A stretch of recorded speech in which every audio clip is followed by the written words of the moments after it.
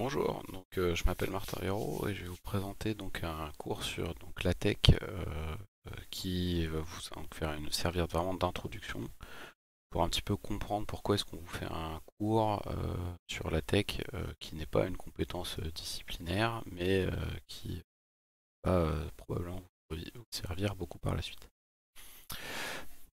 LaTeX c'est un système de mise en page, comme Word ou LibreOffice, et qui va permettre de faire de la typographie. Et pourquoi c'est important de, de savoir le faire, c'est que maintenant le poids de la mise en page et du respect de la typographie repose entièrement sur vous, parce que maintenant, quel que soit votre débouché, c'est-à-dire que vous soyez en recherche en enseignement, c'est vous qui allez faire les trois quarts de la mise en page, voire plus 90 ou 100% de la mise en page. Et on va voir ensemble que la mise en page compte, parce que déjà pour un article de recherche, c'est vous qui devez respecter le template fourni par un éditeur quand vous allez soumettre un article. Ce qui veut dire que si vous ne respectez pas le template, ça peut être un motif de refus ou de délai pour la publication de l'article. Il faut savoir que les éditeurs sont de plus en plus exigeants sur les spécifications techniques qu'il faut respecter, que ce soit sur le format des images, le respect d'une certaine mise en page, plein de petits détails comme ça. Et si vous êtes enseignant, et ben là c'est vous qui allez mettre en place votre document et en général vous serez le seul à y toucher. C'est vraiment quelque chose d'important et il faut savoir le faire parce que maintenant c'est une compétence qu'on délègue aux auteurs, que ce soit pour les auteurs d'articles ou enseignants. Donc pour vous montrer un petit peu l'importance de la typographie, je vous ai mis ici deux exemples. Deux exemples de, je suis chimiste, pour des molécules en chimie organique.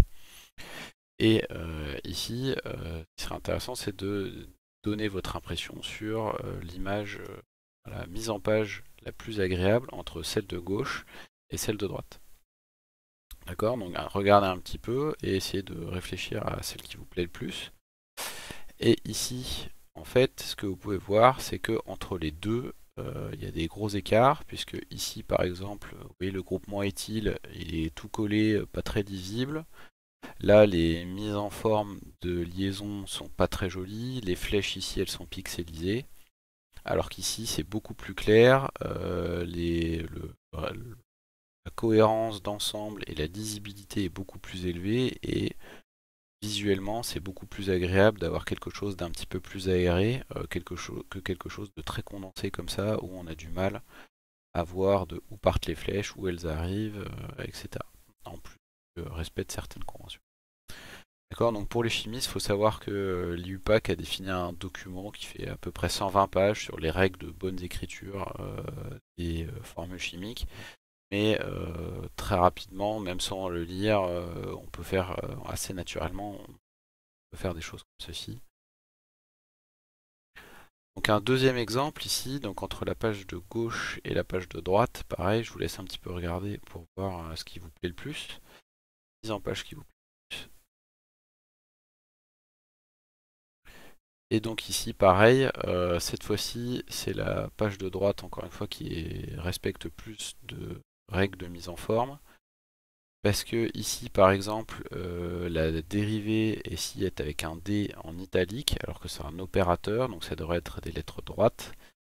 Et ici, les molécules sont en italique, alors qu'elles devraient être en lettres droites.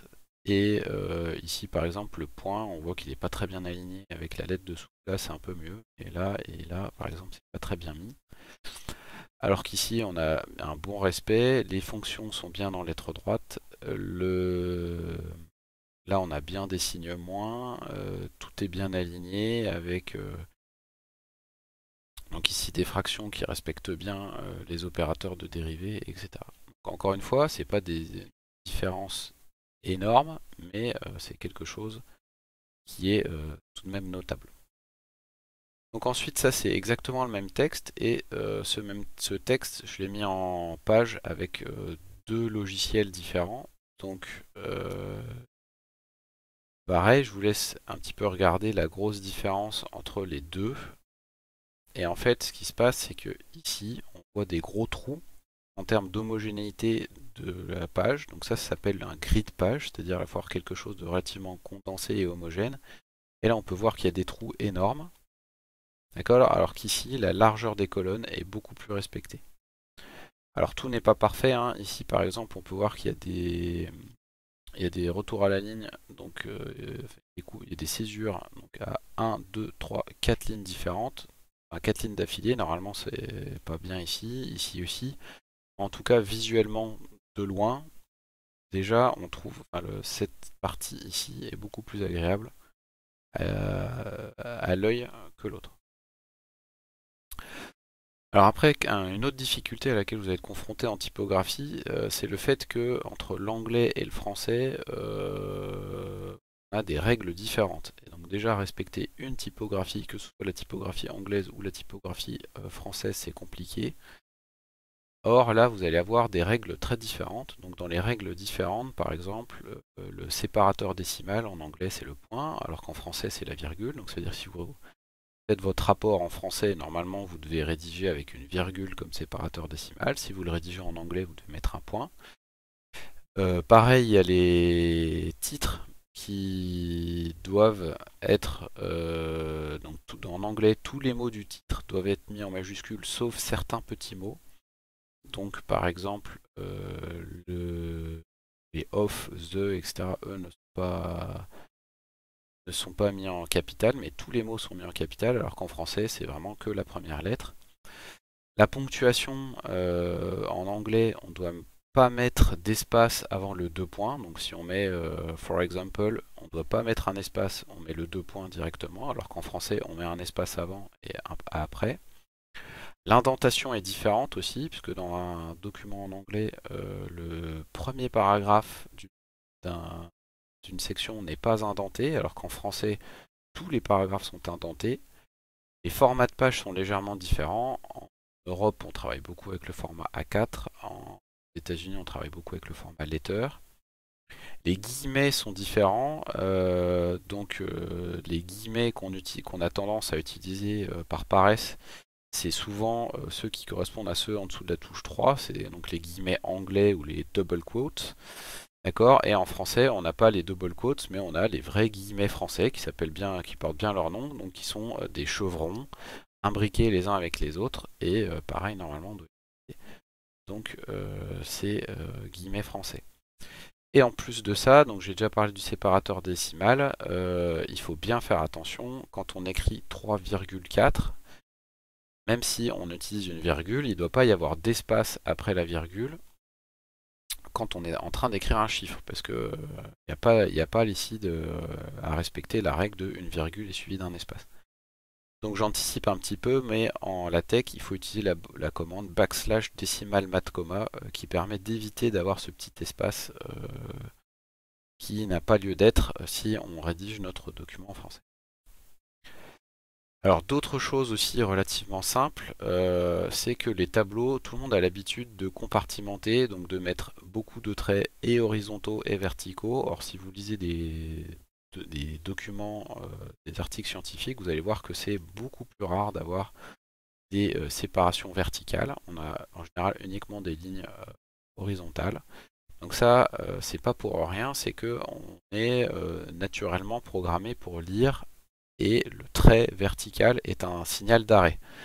Si je vous demande de comparer le temps pour lire compartimenté, c'est mal par rapport à ce qu'il y a en dessous. Vous allez voir quand on y réfléchit, vous avez beaucoup plus de mal à lire ce qui est dans le tableau à cause de tous les signaux verticaux, enfin de tous les traits verticaux qui sont des signaux d'arrêt et qui heurtent la lecture. Donc c'est pour ça qu'on a comme recommandation très générale d'utiliser le moins possible les séparations verticales. Ça ne veut pas dire qu'on ne peut jamais en utiliser, mais c'est que si on utilise, il faut bien être conscient que ça a tendance à freiner la lecture. Donc en dessous, je vous ai mis quelque chose, un tableau qui est un petit peu mieux mis en page. Donc là, vous voyez qu'on a uniquement des traits horizontaux, il n'y a pas de problème. Et autre chose, pareil, qui revient souvent, c'est de bêtement, quand on a des tableaux de chiffres, les aligner sur la droite et d'avoir une uniformité de chiffres significatifs. Ce qui fait que là, très rapidement, je peux voir que le 10 ici est beaucoup plus grand que le 10 ici. Alors ce tableau, il y a encore des petits défauts, hein. Ici par exemple, c'est sûrement pas un vrai signe moins. Là, j'ai l'impression qu'il y a un petit espace qui ne devrait pas être là. Mais vous voyez que sans grosse modification, déjà on peut avoir un tableau relativement lisible qui permet de voir très rapidement si les choses sont plus, enfin de voir les choses beaucoup plus rapidement. Après, quelque chose d'autre qui est important aussi, c'est donc les notations scientifiques, parce que comme tout langage, le langage scientifique respecte des normes précises. Et pourquoi on utilise ces normes précises? C'est parce que ça a un sens particulier. Tout symbole a un sens, et si vous écrivez un symbole à la place d'un autre, vous changez le sens de ce que vous écrivez, et du coup, si vous changez le sens, peut-être que ce que vous voulez dire n'est pas retranscrit correctement et peut devenir faux ou peut devenir imprécis. Voilà. Et donc ça, c'est quelque chose d'extrêmement important. Encore une fois, des fois, mettre quelque chose en lettre droite ou en lettre italique, ça peut totalement changer ce que vous indiquez. Et il faut vraiment faire attention à ça. Donc là, je vous ai mis des exemples classiques de choses relativement mal écrites. Donc les multiplications, c'est pas une petite étoile, hein, c'est ça, une petite étoile ou un X, ça n'est pas le symbole de multiplication. Le vrai symbole de multiplication, c'est une croix de multiplication. Donc en latex, c'est un backslash times, et sous Word, c'est tout pareil, hein. Les règles de typographie, enfin, je ne vous ai pas encore parlé spécifiquement de LaTeX, elles sont indépendantes du logiciel que vous utilisez pour mettre en page vos documents.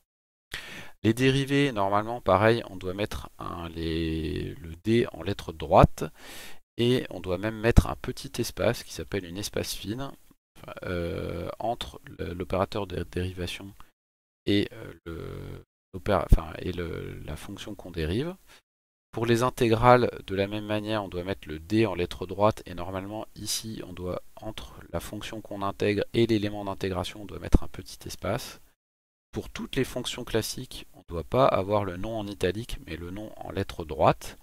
Et pareil, les parenthèses doivent respecter la hauteur de ce qu'il y a dedans. Donc ici, vous pouvez voir que les parenthèses ne respectent pas, non pas une hauteur adaptée au contenu de la parenthèse, alors qu'à droite, c'est le cas. Les formules chimiques doivent être en lettre droite, donc toutes les molécules doivent être en lettre droite. Les unités doivent aussi être en lettre droite, donc toutes ces notations-là ne sont pas correctes. Et ici, pareil pour les notations quand on veut faire un produit d'unité. Pour les symboles acceptés, il y a la croix de multiplication, le petit espace ou le point central, mais pas le point en bas. D'accord? Donc normalement, kilojoule par mol, on doit l'écrire avec un point central ici et pas un point en bas ici. Un résultat numérique doit toujours être accompagné d'une unité, mais il doit y avoir un espace entre le chiffre et son unité pour bien être capable de distinguer la valeur numérique de l'unité qui l'accompagne. Après, quelque chose où on anticipe un petit peu, mais les étiquettes de symétrie. Les étiquettes de symétrie doivent être en lettre droite normalement. En thermodynamique, on a un delta RG0 n'est pas en fait un delta RG0, mais c'est un delta RG standard. Donc l'opérateur de dérivation par rapport à xi s'indique avec un R en lettre droite, et standard, ça ne s'écrit pas avec un 0, mais ça s'écrit avec un petit rond barré, si on veut. Pareil pour la charge d'une molécule, normalement elle doit se mettre en décalage de tous les indices. Donc ici, la charge n'est pas décalée, et pour 2-, on n'a pas le droit de mettre moins, mais bien 2-. Pour les phases, elles doivent être indiquées en lettres droites, alors soit en indice, soit à la hauteur du reste. Pour l'acido-basicité, le pH, l'opérateur P doit être en lettres droite. Et pKa, par exemple, l'opérateur P est en lettre droite, K est une constante d'équilibre, c'est une variable, c'est en lettre italique, et le A veut dire d'acidité, donc ça va être en lettre droite. Et pareil pour les réactions en chimie, une SN1 s'écrit comme ceci, avec le N en indice, mais pas le 1, et pas comme ceci, comme ceci. Alors, ça vous semble correspondre à beaucoup de règles différentes. Et ici, je vous ai mis donc, un livre donc, qui a été écrit par l'IUPAC, donc, qui est l'Union internationale des chimistes. L'IUPAP a publié un livre qui est en tout point conforme avec celui du PAP, donc que vous soyez chimiste ou physicien, normalement les conventions, ils sont mis d'accord pour qu'elles se correspondent. Et ce qui est un petit peu bizarre dans ce livre, c'est que en fait la partie intéressante, elle commence à la page, pas du tout à la page 1, ni 2, ni 10, elle commence à la page 180, ou presque, d'accord, puisque vers la page 180, vous avez un listing de toutes les abréviations et de la manière dont ça doit être écrit. Donc par exemple, si vous cherchez un certain symbole et que vous cherchez à regarder comment ils s'écrivent, ici vous avez la manière officielle de devoir l'écrire. Donc par exemple, si vous regardez un vecteur dans l'espace réciproque, vous devez l'écrire en gras avec un étoile. Un ampère, vous voyez que vu que c'est une unité, c'est en lettres droites, par exemple. Et le nombre d'Avogadro doit s'écrire comme ça, pas avec une belle lettre calligraphiée. Voilà, donc vous avez, c'est tout classé par ordre alphabétique. Donc vous voyez, on commence par A.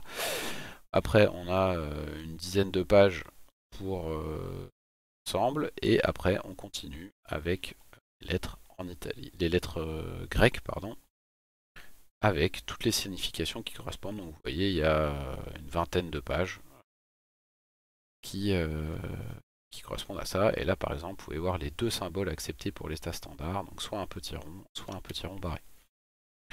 Donc voilà, il suffit de savoir qu'il y a ce document qui existe. C'est pas très intéressant de tout connaître par cœur. En général, on regarde une fois au début, on pose la question, on va dans le document, et on a une réponse relativement exhaustive dans ce document.